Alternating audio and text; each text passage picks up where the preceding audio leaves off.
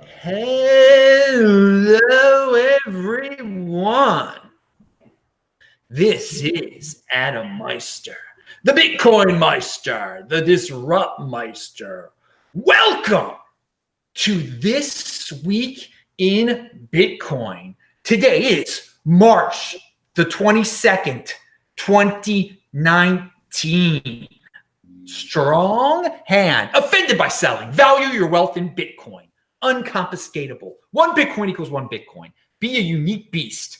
Bitcoin is the next Bitcoin. Okay, I had to do a lot of catchphrases there because we've got an awesome high energy positive panel today. We've got quite a combo here. We got Vijay Boyapati. He's on the West Coast. I'm there now, right? Also, we got Ken Bozak out on the East Coast. I think that's where he is. That's where he's from. And then we got Hass McCook. He's so far away. It's already Saturday where he is in Australia. So, oh man, we got quite a show. Now, before I went on air, I noticed a story broke. And we'll hear two different headlines talking about the same thing. This is from CNBC. So, you know, this one's going to be terrible. Majority of Bitcoin trading is a hoax, new study finds. And it uses the word Bitcoin and hoax. Very, very nice. Cointelegraph put it a little bit differently. Bitwise tells us, tells the SEC that 95% of the volume on regulated crypto exchanges is suspect. Okay, so they actually, you know, they didn't say Bitcoin. They said the truth. Now, this statement that I just said, or these two statements, we know this already. That on the exchanges, there's wash trading. There's all sorts of insanity going on there. Fake, hoax, whatever you want to call it. Ken, what do you think about these latest headlines? And had you even heard about this yet? No, but I mean, this is something I've been thinking about for a while. You know, we always, not always, but I mean, like when I first got into Bitcoin, everybody was saying, audit the Federal Reserve, when audit. Well, when audit these Bitcoin exchanges, and when audit Coinbase to see if these are Bitcoins that are being traded, or if it's just fluff that they're putting in the volume to make themselves look good. We don't know. You know, that's the problem with these centralized exchanges. It's in their best interest to make themselves look good, have high volume, but yeah, is it real volume? We don't know. That's a trust fall. And I don't, for one, trust any exchange. So it's probably more true than not, unfortunately. And yeah, I don't know if I can trust the exchange. I don't know if it's as a hoax as much as it may just be like misinformation. Yeah, I mean, these exchanges, they want to boost their numbers. They want to be higher. They want to be ranked higher than the other one. There's, you know, it's the wild, wild west out there. And this is something we're very familiar with. But a story, when someone reads this on CNBC, okay, this is how you get a weak hand, or how newbies are like, oh, I shouldn't be in this because it's all fake. Bitcoin is a hoax. Well, why don't they talk about the stock market being a hoax? Because companies are buying back their stocks to pump the volume up and the value of their own stocks up to then dump it back down to the people they got caught in the hype that they created. The stock market's a hoax. Ooh, pound that like button. Oh, we are on fire. VJ, what do you think about all these headlines that we already knew about, basically? Well, I think it, points to the influence that CoinMarketCap has in getting newbies to go to exchanges and to find, which is the most prominent exchange. The exchanges, a lot of these exchanges are just trying to game the system, and they pump their volume so they can get a higher ranking on CoinMarketCap to attract new buyers. And it's mostly this is happening in Asia. And so you can tell the volume is fake on some of these exchanges because the trading fees are zero for some of them. So people go there and they trade with themselves back and forth. The problem is the story is trying to give the impression that there isn't really any volume for Bitcoin trading, which is false. Because if you exclude these exchanges in Asia, it does reduce volume, but then you have to also factor in the fact that a huge amount of trading volume for Bitcoin happens OTC, which is not seen on any exchanges. So big blocks of Bitcoin move back and forth every day. Places like Cumberland Mining and Circle has its own OTC desk. So Bitcoin Bitcoin's volume is very significant. It's certainly less than it was in 2017. But I think it's fair to discount the volume on some of these Asian exchanges because some of them are incredibly scammy. And if the point is just that some exchanges are scammy, yes, that's true. But if the point is that Bitcoin doesn't have any volume, no, that's false. Excellent point. And you know what? I like your story within the story there. The influence of CoinMarketCap on the whole ecosystem. I mean, everybody and their mother wants to have high numbers of some sort up there, whether it be an altcoin, whether it be an exchange. Now, did you hear how CoinMarketCap has now incorporated some type of ranking in there of coins, some independent, a letter grade? I mean, I just thought about this. I talked about this story earlier in this week. Well, CoinMarketCap has major problems, and one of the problems is not just the volume that it reports on exchanges, it's the volume it reports per coin. And if you don't normalize this in any way, then you think that the volume of some of these small coins is comparable to Bitcoin, or a large fraction of Bitcoin. But if you normalize it by the amount of Bitcoin that's moving and how long the Bitcoin's been held, and various things like that, you find that Bitcoin's market cap, its real market cap, is much higher than these altcoins. So you really need to normalize the exchanges for the volume on exchanges and volumes for coins in various ways. CoinMarketCap has a lot of problems, and I think it is kind of problematic that people who are new to the space come and go to CoinMarketCap and try and figure out, what exchanges are reputable, what coins are reputable, and they're doing a poor job of reporting meaningful information. All right, a lot has been said. CoinMarketCap, stocks are fake. What are your thoughts on all these topics we've covered so far? I'm always very short and sharp. So yeah, it is a hoax, and the more we can convince newbies that trading is a hoax and a fool's errand, and get them into the stacking sat/tithing/holding culture and school of thought, the better. So the more we can call out the hoax that is all these casino exchanges, the better. Wow, dude, that was a really good summary. I like that a lot. Yeah, it is a hoax, dudes. Yeah, we've just trading is a hoax. It is whales stealing your money. So if you believe in Bitcoin, you just slowly stack sats, tithe, do whatever you need to do, hold, and ignore the noise. Wow, very, very good point. Very good way of summing it up. Yeah, people, you can take personal responsibility. You can play in that space, but there is a lot of wildness going on there. And yeah, like 90% of the people lose, and the exchanges themselves are fakery. So but before we move on, Ken, we said so much. Was there anything you wanted to add? F CoinMarketCap. I mean, I don't know how they're not in jail since they promoted every scam that you could fit in an ad banner in 2017. I mean, from BitConnect to BitPetite to USI Tech, Gladiacoin. Damn, I feel like I could name at least 4 more if you gave me a minute. But I mean, they're responsible for the normalization of every scam that was a pyramid scheme up until this day and time. Right now, they still get caught promoting some sketchy scam in their ad banner. So don't forget, CoinMarketCap is the #1 referral in the downline of every pyramid scheme that's ever existed. So yeah, screw CoinMarketCap. And I told them that to their face in Hong Kong at Token 2049. Dude, that one statistic you just gave there, Ken, say that again. And where did you get that statistic from, by the way? I just clicked. I clicked on all the scam ad banners they had. I participated in all the stuff they promoted. So I'm in their downline. All right, but is that? I mean, that's where most of the when these they were one of the most used referral links for BitConnect. It said no risk, 40% a month guaranteed. And as soon as BitConnect went kind of shy, they had BitPetite right there in its place.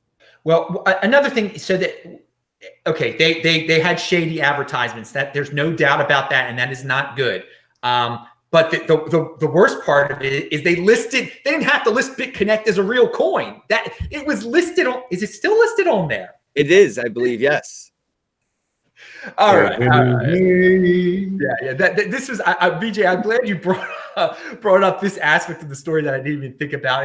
CoinMarket. So I mean, VJ, what do you think is the solution here?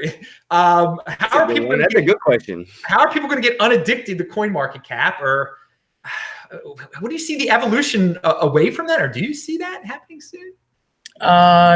Yeah, I mean, I think it's what you guys and you pointed out is pretty important as well. There's a conflict of interest where, they're getting advertising dollars from some of these really scammy coins, pump and dump schemes, and that gives them an incentive to play nicely and list those coins, which is really a problem. People have come up with alternative measures for how to measure volume and market cap and things like that. I think Nick Carter has done some great work on this. I'm not sure if that's been incorporated into any other site that's competing with CoinMarketCap, but really, the problem with a lot of these things is there's such a strong network effect to products, whether it's CoinMarketCap or Facebook or Mt. Gox. The problem is you can have a dominant player that is just doing a terrible job or is, even malfeasant or criminal. And because there is a strong network effect, it's hard to unseat them. And so, bringing up Mt. Gox, going back to 2013 and 14, it was run very, very poorly, but it was very hard for the competitors to unseat them because it was just the dominant place to go. And the same thing is kind of true of CoinMarketCap. Because it gets the biggest audience, everyone wants to be on there, everyone wants to reach out to them, they want to have their coin listed there, everyone wants to advertise there, and it really it gives them a pretty deep moat. I don't know how to solve that problem except to say just beware of them. If you're someone who's coming to this space and new to this space, be very wary of what you see there. Definitely take everything you see there with a very large grain of salt. Yeah, and it's probably a shot of penicillin. You might get a malware virus playing around on CoinMarketCap. Be careful what you click, ladies and gentlemen. Oh, dude. Well, first of all, I want to say thank you to Castle Crypto, who's loving this show. He sent $4.20, I guess, in honor of Ken. And That's says, my bro. Absolutely annihilate that like button, he says. Well, I think a lot of people have been doing that. Okay, so let's move on to a topic that everybody's talking about, but I want to hear these three guys' opinions on this topic. We'll start with Haas, Down Under. Are they making a big deal about Jack Dorsey saying all this great stuff about his new project that's going to involve Bitcoin in some way? Well, I live in a bubble, and they're talking about it in my bubble. I don't know what's happening outside of the bubble, but we're all real stoked on Jack. Me being an aspiring cult leader, have big respect to the infrastructure he's set up that allows people to stack sats in an extremely easy way. If more and more billionaires could take the lead and just reinvest a couple of $100,000 a year into some devs, the world will be a better place. So I'm totally on board with what Jack's doing, and I don't see him as a benevolent actor. I see him as a guy with skin in the game, looking after himself, and also achieving our shared end goal. Yeah, I think that's a great point. This is no charity for him. This is for the benefit of himself, which is great. People should be doing this for their own benefit, and it help. And in the long run, it helps everyone. VJ, what do you think about the situation? And will we soon be hearing FUD about how Jack Dorsey is the secret owner of Bitcoin or something like that? Well, I think it's great that he is supporting Bitcoin, and in general, I really think people who are passionate about Bitcoin should patronize and support companies that are themselves supportive of Bitcoin, and also ostracize those that are not. And so, the example I give is Coinbase, which I think helped orchestrate one of the most significant attacks on Bitcoin in its history. So I really appreciate that he's supporting Bitcoin by supporting developers who are going to work on Bitcoin.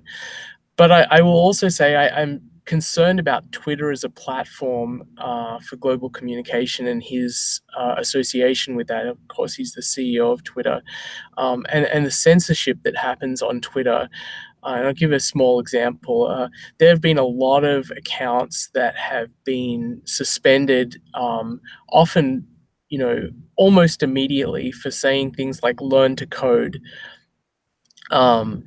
And the problem I have with that is that it really seems to be applied unevenly across the political spectrum, which is really problematic.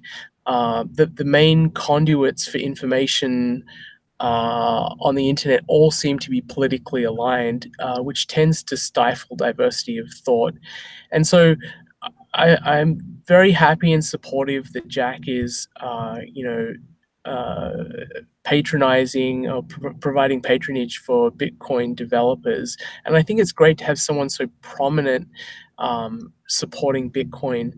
But his association with Twitter concerns me. And I think we should all, being for a decentralized open system, be concerned about a very centralized platform that has so much power and influence, and really seems to be biased in the way they handle conversation online. Yeah, I mean, people have brought that up online, brought that up in this conversation online, that, it is great to have this big name, but look what he does with his own company. Or is it really him? Is it a group of people to make the decisions over there? There have been questions about that. Ken, your thoughts? All right, so they touched on pretty much everything in-house, right? Like, Jack, Twitter, everything in-house. But what I'm actually more excited about is the ripple effect from this. Jack and Twitter are setting the standard, starting a new trend, making companies, feel pressured into allocating some developer power to this technology. And how do they incorporate it to keep up with these companies like Twitter and Jack that are doing this? So I could care less what Jack's doing. Couldn't care less what Twitter's doing. What I'm excited for are the people that are being inspired to put more energy behind this, and they're going to be the next Jeff Bezos garage making Steemit type, decentralized platform competitor that incorporates basic attention token for ad revenue, blah, blah, blah, blah, blah. So things like Twitter, Jack, their legacy, they're comfortable. They don't know how to evolve. The Twitter's already built the way it is. They would have to break it down and start from the ground up. Well, other people that are going to look at this and say, hey, Jaxa and Mark Zuckerberg and all these companies and these thought leaders, they're really looking into this. Now you're going to have the little guys be inspired to put a much more manpower into it. And I'm excited to see what comes out of the little weeds that are growing around, this mammoth of, social networks. It's not just social media that's looking at Jack. He got Square. He has the Cash App. He's putting pressure on banks. He's putting pressure on Western Union, PayPal. There's a lot of different industries that are kind of being disrupted by Jack and being incentivized to, step it up and try to keep up with the times. So yeah. I'm more excited for the ripples of all this than the straight dead on effect. That is some that's a positive vibe, even though you used the word ripple in there. Yeah. I feel like I gotta go like a Crip in New York and just replace like the R in ripple with like a C, like cripple, like every time I say it, just so I don't have to choke on it. Yeah.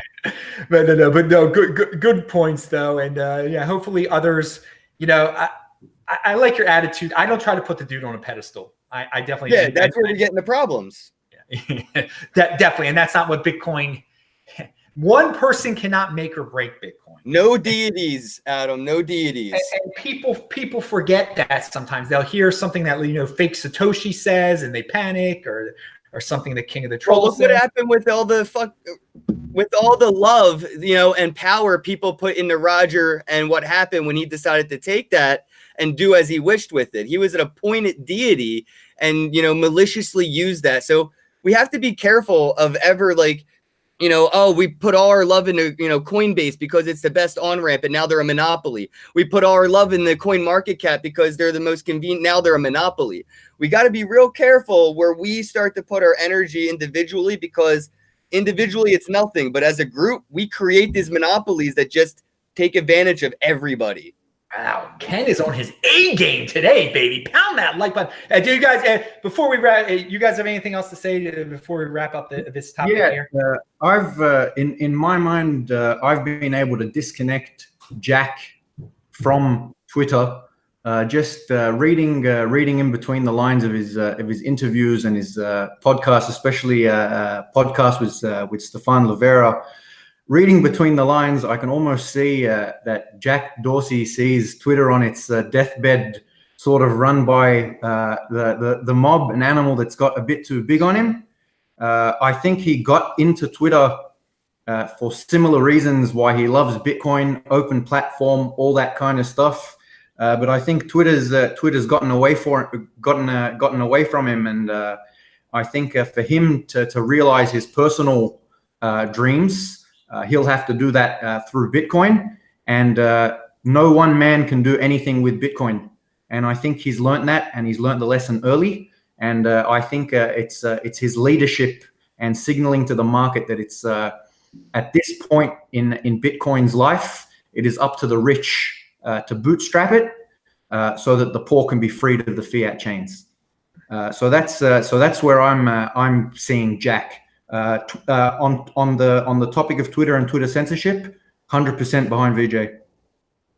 Excellent.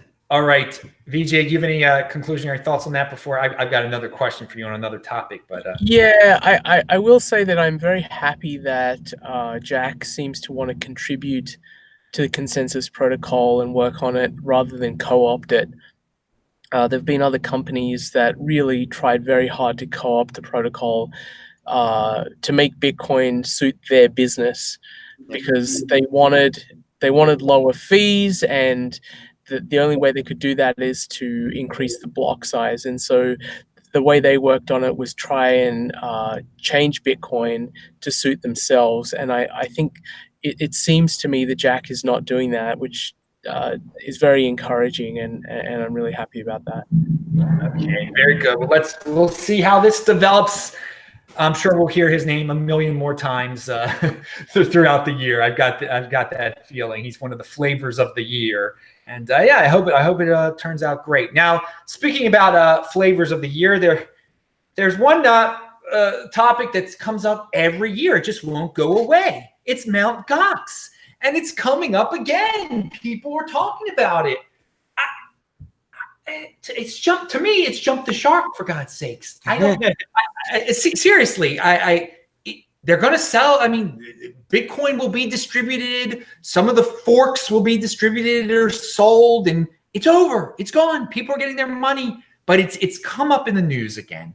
Do you guys have any thoughts on this? Will it ever go away? Will we ever? I mean, I know my panel here, they have strong hands, so it doesn't affect them. But some people still, like, when they hear it, it weakens their hands. It makes them worry about Bitcoin. I would like to disagree with that. I feel like for people that have heard the horror story of Mount Gox and what has happened to people, to see some sort of reconciliation, that's even the right way to announce that. But like to see it finally come to a solution for the people that were screwed, I think it helps settle some of the dust in the air about like, oh, Bitcoin exchanges are scams. Like, I don't personally think that it was the best idea for Brock Pierce to go and revive something like Mount Gox and, promote it so heavily again. But I do see that if people were to look and do their due diligence and look into the history of Bitcoin before they get in, and they see what happened with Mount Gox, what happened with everything up until the time people started to get some of their money back, it's more comforting than it is disheartening. I think it's disheartening for us, the vets that had to, live through it and be a part of it. But for the people that are just getting in, that have no emotional attachment to that history, it's going to be like the end of a story to them instead of an open-ended horror film. The bad guy is caught, the bad guy dies. The story ends here. Like you said, it's over. I just don't know if anybody that has been in Bitcoin since 2017 will ever open a Mt. Gox account ever again. I don't care who. But here's the thing, though. People are saying, okay, they're distributing the Bitcoin. Now all the Bitcoin's going to get dumped, and so that's the scary, the current, scary aspect of it. I mean, I personally think that the people who've been waiting for their Bitcoin so long, I don't think there'll be a massive dump. And if there is, okay, there is, then we move on from that. I don't know. Haas, your thoughts. Look, I can give you a personal anecdote from my weaker handed days. So I was on Bitfinex in the what was it, 2016? Yeah. Right. I can't even remember how much Bitcoin was worth back then. Maybe about $400 or something. Yeah, there or there. Yeah. So took a haircut. Bitfinex said, oh, we're so sorry, blah, blah, blah, blah, blah. We promised to pay you guys all back, this, that. Here's some, Bitfinex token or whatever it is. And I said, F that. These guys want me to trust them to pay me back. So I just took the haircut. And that was the end of ever being on an exchange ever again. No more trading, just tithing. But there were a lot of people that just stuck around, kept trading, and won't you know it, Bitfinex ended up paying everyone back. So maybe I should have had a stronger Bitfinex hand. But yeah, it'll be up to individual choice and psychology with whether or not they decide to stay on the exchange, whether to just move their coins offline, whether to dump their coins, whether to buy more. I can't say I have a feel of what the herd will decide to do, but if people have had their Bitcoin locked up for that long, why dump now? Yeah, I feel like their hands are strong by default. It's like their hands were dipped in quick cement. What are they going to do at this point? Yeah, I know. Some people are going to be given money, actually. And Alistair Milne pointed out in a tweet yesterday, you can watch my show yesterday, I mentioned this, that, all this money will be distributed. Maybe they'll buy Bitcoin with it. So, there's a positive. Instead of all the people talking about the Bitcoin that's being distributed that might be sold. Vijay, your any thoughts on Mt. Gox and the never-ending FUD? Well, the interesting question about the Mt. Gox case for me is whether after civil rehabilitation is completed, the creditors will become hodlers or will they become sellers. It's very hard to make a prediction about this, but we can speculate on the psychology involved. So imagine you had 100 Bitcoins on Mt. Gox and then you believe you've taken a complete loss and the loss is like $30,000. A $30,000 loss is painful, but imagine if you got those Bitcoins back immediately, perhaps because you felt like you'd taken a loss, you'd want to sell them immediately because you felt the relief of being made whole and you just wanted to get yourself out of the situation. But imagine on the other hand, you lost those 100 Bitcoins or what you thought was $30,000 and you have to wait and watch as those 100 Bitcoins become worth $2 million. And now you get some fraction of those Bitcoins back. You've seen Bitcoin go from 300 to 20,000. Perhaps now your propensity to hodl is much higher because you've seen the value that you wouldn't have seen if you went back to that, 2013, 14 context where the psychology back then might have been like, oh my God, I got them all back. This whole Bitcoin thing is too risky. I just lost $30,000. So I'm going to make myself whole right now. The other situation is, wow, I lost a lot of money, but now I've gotten it back and I've actually kind of made a profit and I've seen that Bitcoin has this huge potential. So I'm just going to sit on them. So it's not clear to me how this is going to affect the psychology of creditors, but those are two kind of different psychologies you could see. I think there will be some selling because the representative for the creditors has been holding all of their funds without selling anything. So you have to imagine some of those funds are going to be liquidated. I don't see it as a problem because the market has the ability to discount future events, and so the current price reflects the discounting of the potential of those Bitcoins being sold. I personally would hope that we get some kind of sell-off. I've been hoping Bitcoin drops even more, so we get an opportunity in this bear market to accumulate even more. For those of us who have a very long-term perspective on Bitcoin, that it's going to become a global reserve currency, we're just looking for cheap Bitcoins, as cheap as we can get while we can get them. There's going to be a point where it's going to be too expensive to even buy one of them. So if Mt. Gox provides us an opportunity to accumulate Bitcoins cheaply, then I personally think that would be great. Yes. Yeah, someone's going to be buying all those Bitcoin. If anybody sells them, I mean, maybe Tim Draper will swoop in and grab them like he did with Silk Roads. Tim Draper's tie. Pound that like button. I saw that tie in person. I met that tie. I love that tie. It's a good tie. It's a great marketing tool. People are why is he wearing such an ugly tie in the videos? No, it's great. It's awesome. Great. Let the normies complain. Keep crypto weird, man. Tim Draper does a good job at it. So I love this. Mt. Gox, we've developed a psychology of Mt. Gox. This is what it's come to, but it's true. We shall see. We shall see how it ends up. And somebody in the chat actually said, what about the forks? And there actually is an article about this, I think, in CoinDesk today about how, there's been like 1 million forks since 2013. And the creditor or the holders of the private keys of Mt. Gox are worried about dumping all the forks at once, and they might auction off the private keys. There's some interesting. We'll talk about that more on my Sunday show, I think. But if they wanted to, they could sell all of there's like a fork called Bitcoin Interest, I believe, B Interest, let's call it that, and they have so much of it that they could just destroy the market if it's not already destroyed, if they dumped it all. So, but again, this stuff is like worth pennies. But again, it could, they on their own, they have so much Bitcoin that if they dumped some of these forks, they could really flood the market and destroy them. But hey, that's life there.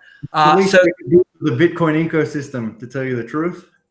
Would you say, Hass? Sorry. The least they could do for the Bitcoin ecosystem is a bit of a payback for all the damage they did. Just dump SV and BCH, and that'd be great. Yeah, well, the BCH, they actually have a plan for that. I think they're actually distributing that. It's like the really low level ones that we've never heard of, like B Pizza or whatever. B Pizza, I'm going all in, man. I got the munchies right now. You know what? This again, we all lived through the fork mania of late 2017. Yeah, something like that will happen again. I mean, it's all cyclical. There's people will come up with that we used to talk about ICOs. Now they're having what are they? IEOs. Yeah, IEOs, initial exchange op, that the exchanges are just going to straight up sell these tokens now. I think, Ken, you were telling me about the non-fungible token. We'll talk about this in a second. Non-fungible tokens, that'll be another trend, flavor of the month stuff. Oh, but yeah. Let's move to Lightning Network. Yeah.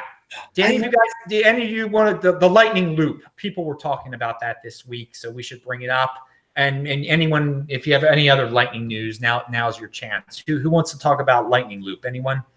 I don't know about Lightning Loop, but I know that I got my first Lightning wallet up and running, and I sent 1 Satoshi, and it just worked, and it was awesome, and it was really easy and wasn't that complicated. And yeah, I don't know. It was just like a fun experience to play around with. So I implore people to just play around with it. A couple Satoshis, just experiment and get your hands dirty with the Lightning Network and start to play with some of these wallets and send a Satoshi around the world and see how cool it feels. Yeah, I mean, I talked about earlier this week. There's like a slot machine for Lightning Network now. Now I don't encourage gambling, obviously, but it's so little. It's if you have half a Satoshi or whatever it is, I mean, it seems like fun, and I'm glad to see experimentation going on with the Lightning Network. That's the bottom line to me. I'm not I don't study all the technicalities behind it and everything, but to see the little quirky little things being built on top of it, I think one of these days they're going to hit on something that'll get some mainstream adoption, or at least some mainstream awareness of it, and get some more people into Bitcoin. In Vancouver, they have Decontrol. It used to be Decentral before the dude from Jax, Antonio, sued them for the copyright. but that's another story for another day and why I hate Jax and that guy. But they have a really cool Lightning keg. So you can pay by the ounce to tap a keg, and they have like a soda vending machine that's like a beer vending machine that's all Lightning. So it's just like you said, all the cool little things that you see implemented. It's just like it's there, it's being done. It's just we haven't seen the mainstream's adoption of it, but that doesn't mean that it isn't there and functioning and something that we can use today. Lightning keg. Thank you, Yep. Canada. Thank you. That's very Canadian. That's definitely. VJ or Haas, any lightning thoughts? I'll let Yeah, Haas go first. Oh no. Yeah, so I'm not a tech head, but I got money to spend. So I've got a Casa. I got it before they released their like membership packages and all that kind of stuff. But if you're in the States and you're into Bitcoin and you've got about $300 lying around, you pick up a full node, a Trezor, play around with Lightning, give back to Bitcoin. The success of Bitcoin depends on the success of Lightning. So get into it, learn about it, support it. Yeah, it's great. That's a pretty bold statement. The success of Bitcoin depends on the success of Lightning. I don't think I can agree on that, because Yeah. Lightning could go either way, but Bitcoin could go the opposite. Correct. So I suppose I'll clarify the success of layer one will depend on the success of the success. Yeah. All right, let me reevaluate. We can't go mainstream without a second layer, so let's just support these second layer initiatives. VJ. So I have a theory. Actually, it's not my theory. I just sort of resurrected a theory that's from the 19th century or even earlier, that money evolves in stages, and that it begins as a collectible, and then it evolves into a store of value, and eventually becomes a medium of exchange, and then a unit of account. And my view is that Bitcoin must become a deeply liquid, well-established store of value before it can become a medium of exchange. And so Lightning makes it possible for Bitcoin to transition from a store of value to a medium of exchange, because it allows for cheap movement of Bitcoin around the world. But my view on this is, and I do not want to detract from what people are doing on Lightning. I think it's fantastic. The Lightning Network won't become truly important until the total amount of savings held in Bitcoin increases fairly significantly. 10 or 20x from where it is now. The good thing, though, is that the work on Lightning sort of paves the way for that next transition that will happen, even if it's not that significant right now. Most Bitcoin is going to be held because people are treating it as a nascent store of value, something that's becoming a store of value. They're not really using it to buy bread or coffee or things like that. But at the point where Bitcoin is a deeply established store of value, it has the same market capitalization as something like gold, I think it will become much more common for it to be used as a medium of exchange. So I'm really happy that people are working on the Lightning Network now. I don't think its true significance will be seen right now, although certainly a lot of people are seeing the joy of tinkering with something related to Bitcoin that they had back in 2010, 11, 12. That feeling of sending Bitcoin to someone and having them send it back, and it not really costing anything.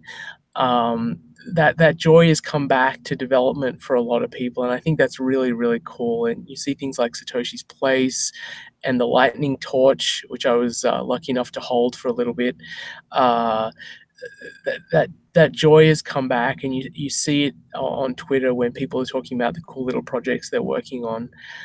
So that makes me really happy. But I don't think we're going to see the true significance of the Lightning Network until at least the end of the next Bitcoin cycle, when Bitcoin gets to like 100,000 or something like that. Hey, yes. Question? Yes, please. I was just wondering, do you think that the Lightning Network could be that catalyst to start that next run, where we have traditional investors looking at Lightning channels as another passive income stream for even having Bitcoin, right? Like, if you want to send 1,000 Bitcoin, you need 1,001 Bitcoin in the channel. this goes up. If you have millions of Bitcoin, you know, hundreds of thousands of Bitcoin, banks will want to hold hundreds of thousands of Bitcoin so they could have whitelisted KYC Lightning channels for large exchanges to move these large amounts of Bitcoin through.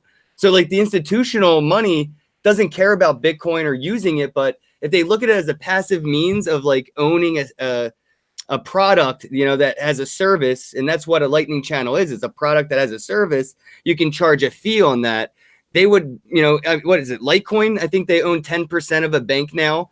Litecoin, Lightning, they're working with privacy implementations. It's not too far-fetched to think that banks may become Lightning channels for large institutions that move large amounts of Bitcoin around. And that might be the catalyst to start their perspective as maybe it's not a currency, maybe it's not competing with banks, but this could potentially be a use case for a second, you know, alternative passive means of an investment.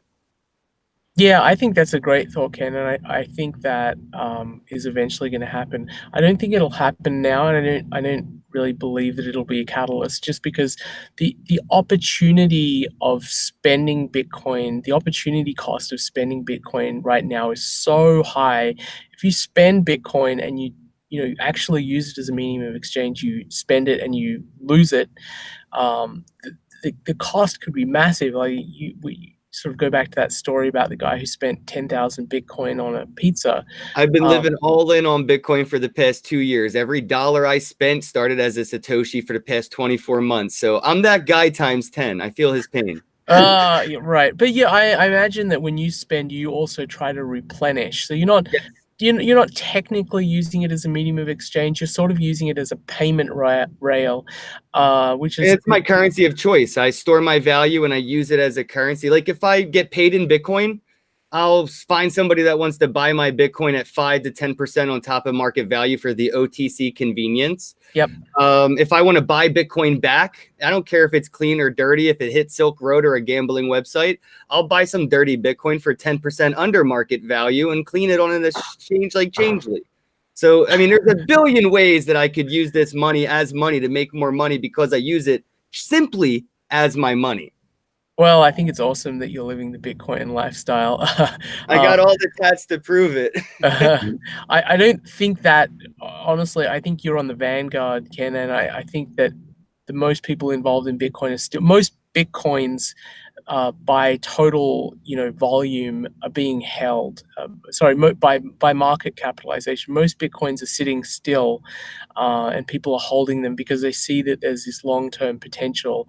You know, I may want to spend my Bitcoins, but I don't want to spend them until it has really widespread adoption, and most of well, if you don't spend it and you don't use it, how the hell is it going to get widespread adoption just sitting in the corner collecting dust, bro? I love Adam Meister, don't get me wrong, but strong hands is the worst thing for Bitcoin ever. You have to use it. You have to spend it. You have to get it out there. Tip your waitress, tip your stripper at the strip club, give it to your bartender, but you have to do something with it for it to be adopted. Who adopts the kid in the corner sitting there playing with the dirt?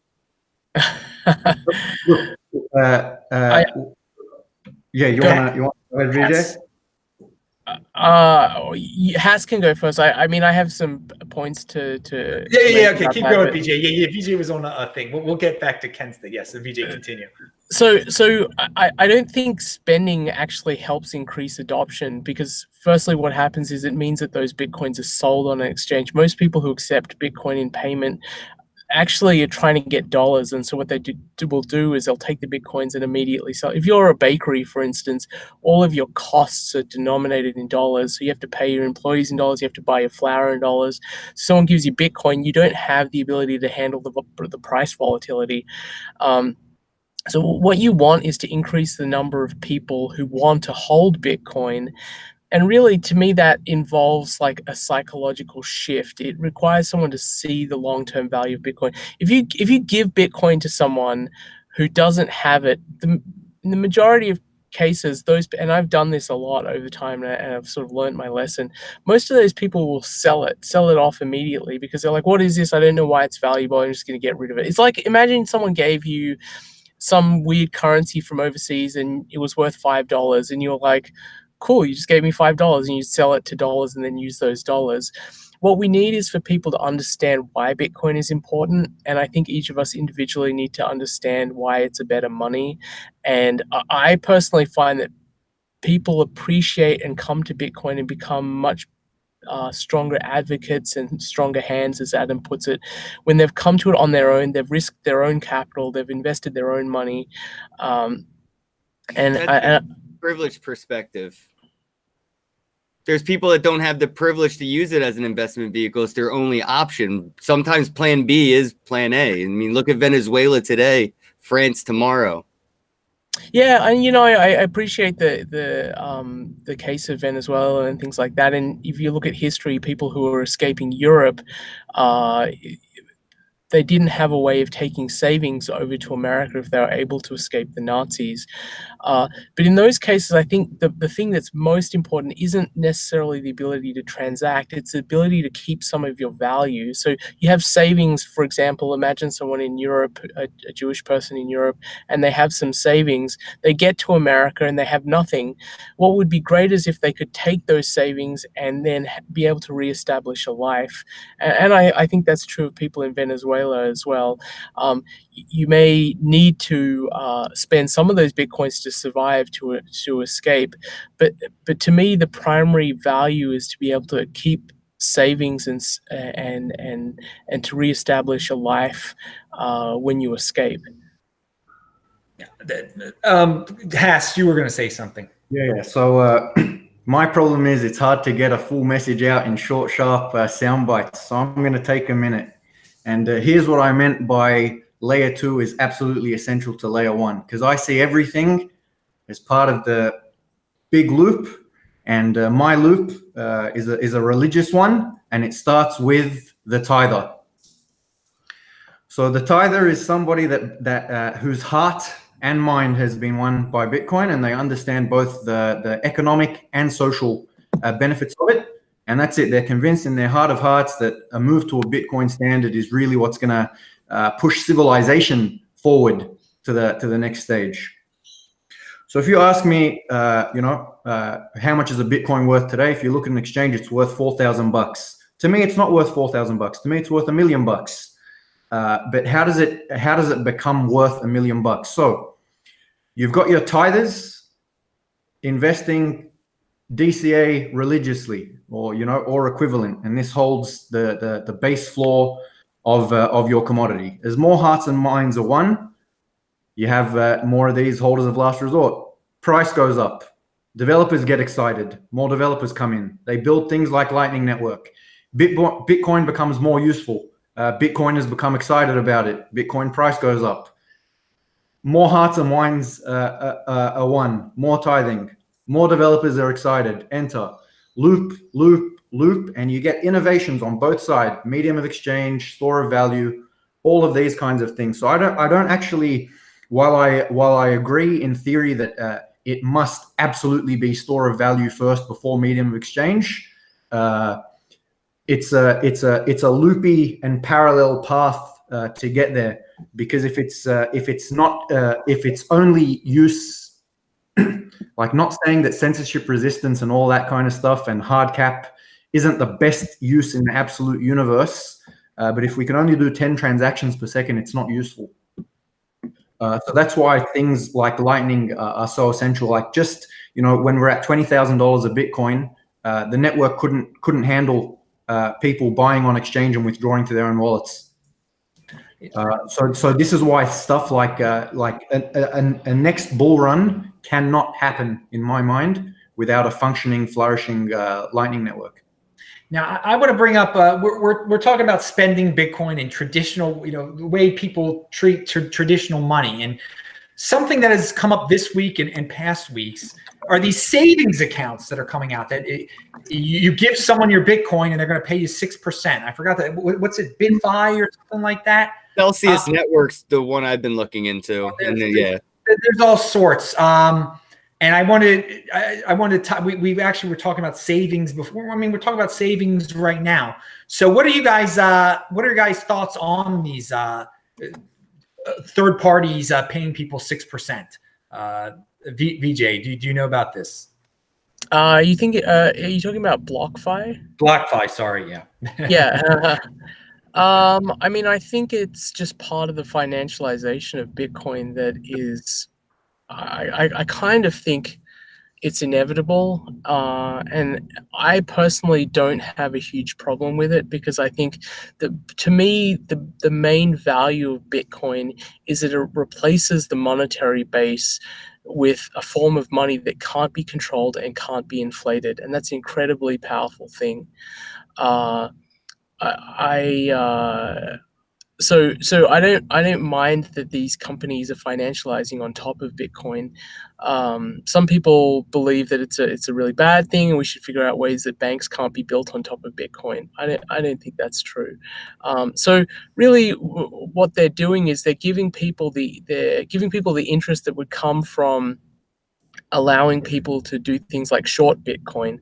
So they will, you give them Bitcoin, you lend your Bitcoin to them, they give you 6%, and then they're going to give that Bitcoin to someone else to short, and they're going to charge, say, 8 or 9% interest for the person who's shorting Bitcoin, and they're just going to pocket the difference. And so the way they get funds to lend out to allow people to short is they put up an interest rate which will attract people to lend their Bitcoins. So, I think it's totally fine and it's healthy to have a market where people are allowed to short Bitcoin. That you're allowed to short gold, for instance. That provides a very liquid and healthy market. So I don't have a problem. I think it's totally fine. Now, before the other panel members comment on this, you got to get out of here pretty soon. So I just want to hear if you have any conclusionary remarks, anything that didn't get brought up that you wanted to shout out, to say. Yeah, I mean, it's great meeting these other guys, seeing them in person. So good to meet you both. We were going to talk about Bitcoin taxes just quickly, and maybe I'll just make a comment. This is only relevant to people in the US. But I wrote a long article on taxation for Bitcoin, and I think there's a lot of confusion amongst people about what's taxable and what's not. And I go into a lot of detail in that article. I'm not an accountant, but I've done a lot of research on this topic, spoken to a lot of people who are experts in this space and accountants. So the brief summary is any like-kind exchange of crypto to crypto, say you sell Ethereum and buy Bitcoin, you should never go the other way, by the way, is a taxable event that you will owe taxes when you do that. And if you sold on an exchange, they have a record that you've done that. You should probably assume that that record is eventually going to go to the IRS. The other topic is forks. If Bitcoin forks and you all of a sudden have new coins, fork coins, is that a taxable event? And I make an argument for why I don't think that is. And then I cover airdrops, which is coins that you get because you already own Bitcoin. So for instance, Stellar in 2017, people who own Bitcoin were able to get an airdrop of Stellar Lumens. And I explained that that's a taxable event as well. So this is, kind of boring, esoteric stuff. It's not as cool as talking about Bitcoin becoming a global reserve currency. But tax time is coming up in a few weeks for people who are US citizens. And I think there's a really widespread misunderstanding of how taxes should be handled. So really seek out some expert opinions. There's some accountants on Twitter who are very, very good. Laura Walters, she goes by Crypto Tax Girl.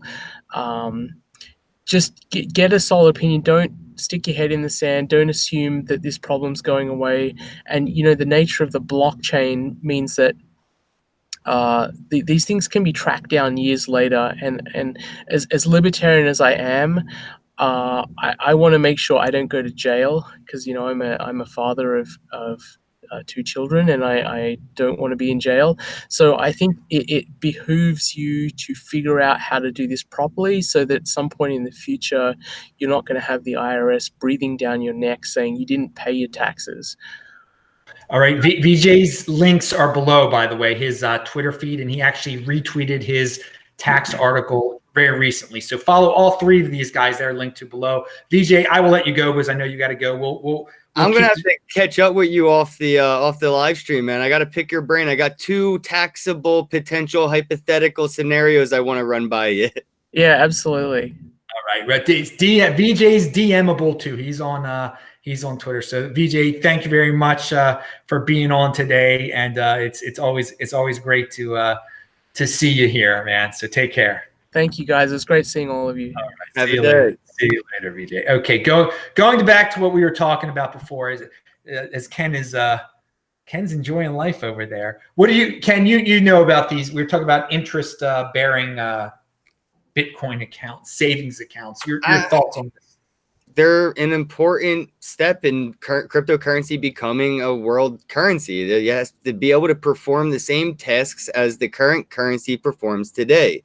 If you can't take out a loan with your Bitcoin as collateral when you go to the bank, I like, that's all I have is Bitcoin right now. I'm all in. So if I go to the bank and I'm like, look, I want to take a loan out, get a house. I have a couple Bitcoin, can you hang on? Like, that's not going to happen. It won't work. So these platforms that are starting to come out, as long as they're KYC'd, as long as they're going through the anti-money laundering things, and I would expect that they would be open source about the currencies that they have, where they're going. Like, these addresses, that ledger should all be public. If you're, if I'm giving you Bitcoin and you're lending my Bitcoin out, I feel like that shouldn't be hard to find or track the money. I want to know where my Bitcoin went and who's borrowing it, what you're getting, and why I'm getting what I'm getting for it. And all those questions should be answerable without having to go through any red tape. So I just think that it's an important role for Bitcoin to act as every means possible that fiat currency plays today in our economy. If you can't get a loan out for holding Bitcoin, that's one less reason to hold Bitcoin. So if we can incentivize people to hold Bitcoin in a custodial manner, because some people don't want to treasure. Some people have 10,000, 100,000, $1 million. They're never going to feel comfortable holding that on their own. They're going to want a scapegoat. They're going to want somebody who's insured that they can yell at when shit hits the fan, because it will, as a custodial service always does, but that's what people will always want. So it's an important stepping stone. If we don't have it, how do we get these institutional investors on if they're never going to want to take the risk of holding their own keys? I mean, look what happened with Quadriga in Canada. It's a lot of money that went missing, and they'll learn their lesson through the custodial services, but they're going to have to learn their lesson. So we need those places to teach them that lesson. Has your thoughts? Don't lend your Bitcoin for so cheap. For me, 6%. You'd have to pay me 60% interest to loan out my Bitcoin for the risk you're taking. Counterparty risk, the custodian, risk, all of that kind of stuff. I think you're absolutely bonkers giving away your Bitcoin for 6% a year. Even if your Bitcoin's insured, one Bitcoin to one Bitcoin. What was that? Sorry. Well, if they have an insurance where they're not insuring the fiat value, but they're insuring the amount of Bitcoin, right? Like, if you can insure my one Bitcoin, if anything goes wrong, I don't care if it goes to $1 or it goes to $10,000. I want my one Bitcoin back. Then they'd have to pay you a lot more than 6%, because an insurance company is going to charge a lot of money to insure the underlying. So, like, let's say Bitcoin goes to $1 million. Good luck getting insurance money out of an insurance company. This is still assuming that we're pairing Bitcoin to fiat dollars, and fiat dollars hasn't gone the way of the tulip. Nobody compared gold to tulips pegging, and I don't think anybody will in the future look at Bitcoin to a fiat value. One Bitcoin to one Bitcoin. That's why I'm saying insure my one Bitcoin. We're getting into a trust issue here too. I mean, do you trust this is third party stuff. Again, some of us don't have the taste for the third party. Some people can't trust themselves though, and I don't want to scare them away by telling them if you don't feel like you're smart enough to handle your own private keys, then don't get into Bitcoin because you're going to lose your money. The custodial services will always play a role. It's unfortunate. I'm not happy about it, but the majority of the people that use money still today don't even know how the dollar works, let alone be able to be their own bank. Yeah, so yeah, you're right. Most people can't. A lot of people can't be their own bank. So there will be Bitcoin banks. There will be Bitcoin banks. There's been a lot of talk about it, and I bring it up because it's in the news, and It's the next step to mass adoption. well, it's something. It's something. I will say that. I don't know if it's the next step, but it will help with mass adoption. But again, fitting in is overrated, as I say. You don't have to be part of the masses. I still tell people, get on that Trezor and learn and be your own bank. That is the real reason behind Bitcoin. But Banks are not your friend. This is a free world, so people are going to have Bitcoin banks and all that interesting stuff. Okay, I think that with the advent of the Casas of the world, being your own bank is probably going to be pretty straightforward in about 2 to 3 years' time.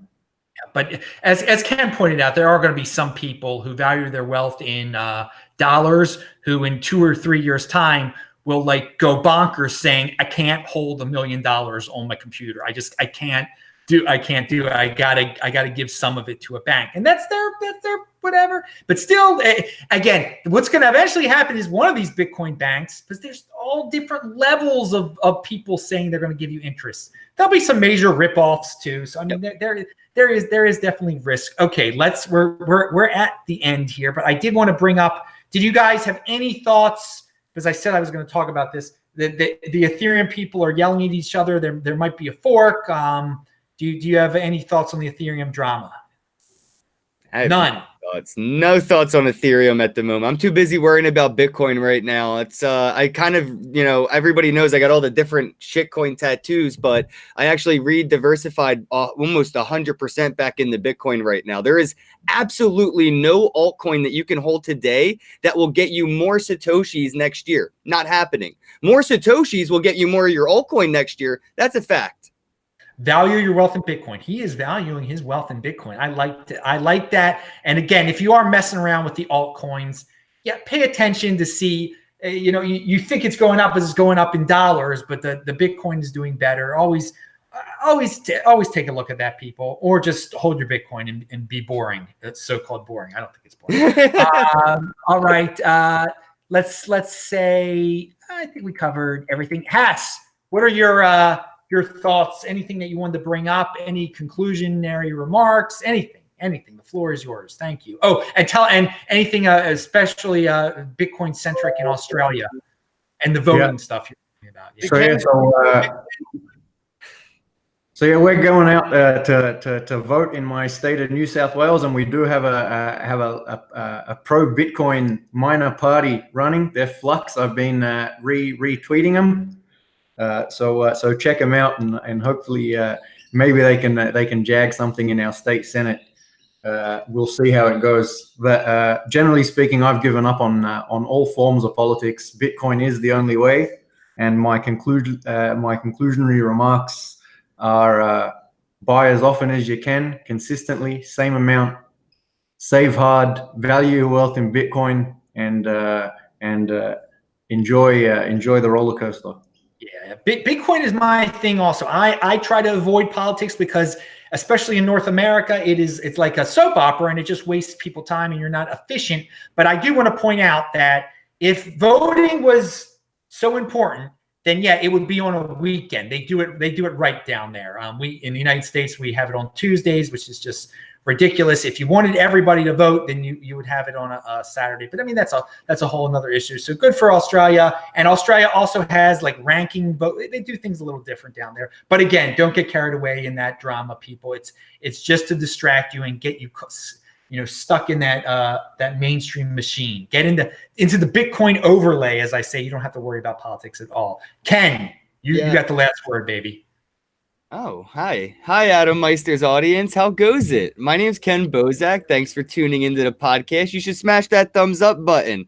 All right. Well, I guess to recap on what I'm doing, I am 180 everything I'm doing right now in crypto, and I am 100% laser focusing on blockchain video games and the potential they have to mainstream this as a technology. Forget the currency. Don't invest in Engine Coin. Don't invest in Tron. Just keep an eye on the technology. Play with it. Use it. I'm looking at it like Android or Apple operating systems. I'm looking at these technologies as technologies, not investments, not currencies.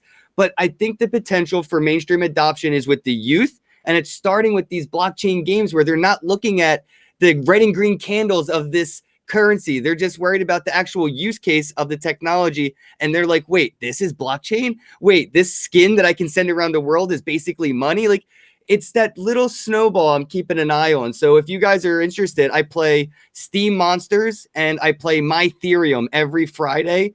And it's basically blockchain trading card games like Pokemon on the blockchain. And I win money like every Friday playing this game. Wow, man, that is a great. I hadn't heard about that stuff, dude. You add a great perspective, and yeah, it's not all about the red and the green candles and the right. It goes way beyond. All right, dudes, very good. A very good conclusion to the show. I thank all three of my guests from all over the world. Remember, we do this show every Friday, and next Friday I return to the East Coast. For the first time since the first week in December, I will be back in Baltimore, where I am originally from. I will miss Los Angeles, but it's time to go back and take care of some business over there. And I'll be there for a while, but the show will be on at a reasonable time. And again, there's a new show here every day of the week. I do a new show here. They're not guest on all the time. It's just the regular One Bitcoin show. Saturday is the Beyond Bitcoin show. So check out all the links below. See my old show. Follow all these dudes on Twitter. Pound that like button. Bang that bell button. I'm Adam Meister, the Bitcoin Meister, Disrupt Meister. Subscribe to the channel. Shabbat Shalom. I will see you guys tomorrow night. And thanks a lot, guys. Bye-bye. CoinMarketCap's a scam.